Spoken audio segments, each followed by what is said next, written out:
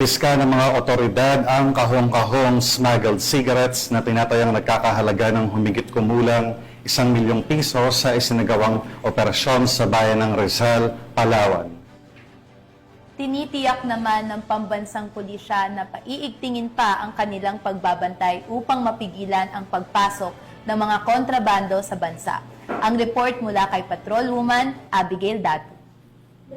Pinagsanib na pwersa ng 2nd Special Operations Unit Maritime Group, Philippine Tobacco Institute, Criminal Investigation and Detection Group Palawan, Palawan Police Provincial Office, Rizal Municipal Police Station at iba pang ahensya ng gobyerno ang tinatayang mahigit 1 milyong pisong halaga ng sigarilyong hinihinalang hindi dumaan sa tamang pagbubuwis. Isinagawa ang operasyon noong ika-18 ng Hunyo taong kasalukuyan sa Barangay Punta Bayan ng Rizal, Palawan. Ang operasyon ay naisakatuparan sa bisa ng search warrant na inilabas ni Executive Judge Ramon Chito R. Mendoza ng Regional Trial Court Branch 165 sa Brooks Point. Kabilang sa mga nasamsam na produkto ay 1,000 rims ng New Berlin na nagkakahalaga ng 700,000 pesos, 350 rims ng Fourth Menthol na nagkakahalaga ng 245,000 pesos, 441 packs ng New Berlin na nagkakahalaga ng 30,800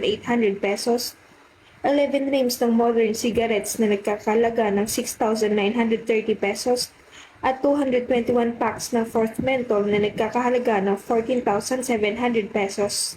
Arestado sa nasabing operasyon ng isang lalaki na kinikilalang si Arias Melnor, 47 years old at residente ng Barangay Punta Baja, Rizal, Palawan. Ang suspect ay maharap sa kasong paglabag sa Section 1401 ng Republic Act No. 10863 o Customs Modernization and Tariff Act at Section 6 ng Republic Act No. 10643 o Graphic Health Warnings Law.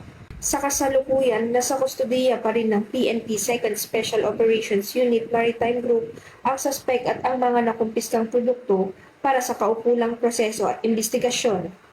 Ang matagumpay na operasyong ito ay nagpapakita ng mas pinaigting na kampanya ng kapulisan laban sa smuggling at iba pang uri ng iligal na kalakalan upang mapanatili ang kaayusan at kapayapaan sa komunidad.